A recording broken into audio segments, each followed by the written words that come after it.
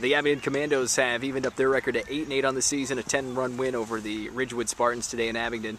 Coach Joe Nichols joins us. Tell me about this season, how 16 games already in the first week of April have gone. We've grown a lot, I think, as a team. I think we've come from being a real young team. We've got several freshmen in the lineup and several freshmen on the roster, 2 sophomores starting. So you're going to see a lot of change over the year, I think, with a young team like that. And we've kind of grown as a team, and 16 games or 18 or however many games we are into the season, we've actually grown together. And that's got to be a huge benefit with an inexperienced team and with some youth on this squad to have 16 games in already this year. Some teams with only 5 or 6 games at this point. Yeah, well, you know, I got Steve Horrell math I can't count. We got 16 games in. I'm sitting there counting like I'm Steve Horrell. But yeah, if you only got a couple games in right now, you're going to have a hard time, you know, figuring out who's going to be put into a position that you can handle and who can't handle it. And right now with 16 games under our belt, we're seeing some guys step up, and there's some guys that are kind of competing for spots we didn't know if they were really going to be competing for spots, and they really are competing now. Tell me about the lineup for Abingdon and who powers the punch, I guess. I think in our batting order, Jesse Hines is probably the guy that's got the most pop in his bat. He's our 3-hole hitter. He's a lefty. Clifford Mosier hits real well. Brandon Haroon sets the table very well at the top of the order. You know, a guy that doesn't get a lot of praise is Trent Ray. He bats in the 2-hole, and sometimes he's asked just to lay down a bunt to move Brandon over into scoring position. That's very important, I think, in our game where we can put pressure on the defense, and that's what we look to do.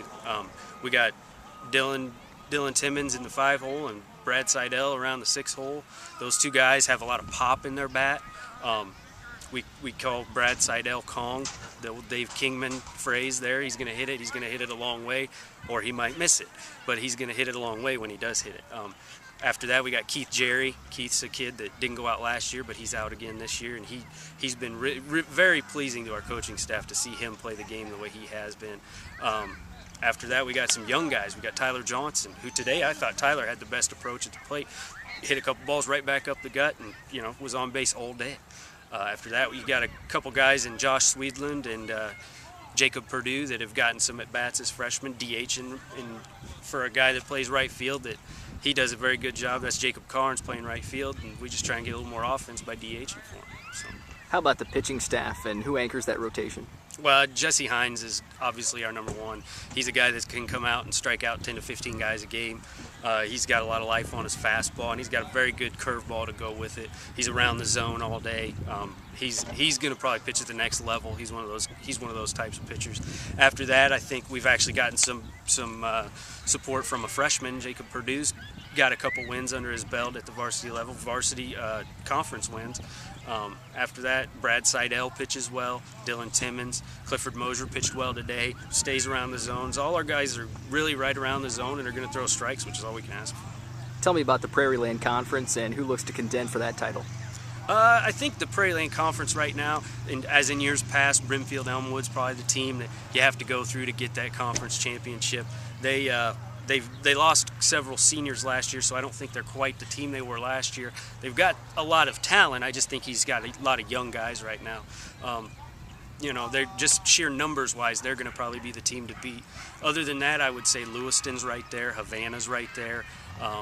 You know, you never know. Peoria Heights has got a kid that throws real hard. He's a good shortstop. He's been starting for 2 years for him now. Jacob's kid. He plays for the Outlaws out of Peoria. He's a good ball player, and you know, you never know. If he's on the hill, he might be able to beat anybody too. Still a long way from the postseason, but what does the regional complex look like for the Commandoes? We're in the West Central Regional over in Stronghurst. We look to have Rova, us, West Central. Obviously, West Central is a good team. They're a young team. They're going to be good. I think United's in that. There's probably another team or 2 in there that we haven't really seen yet this year, but those are the teams we're really looking at right now.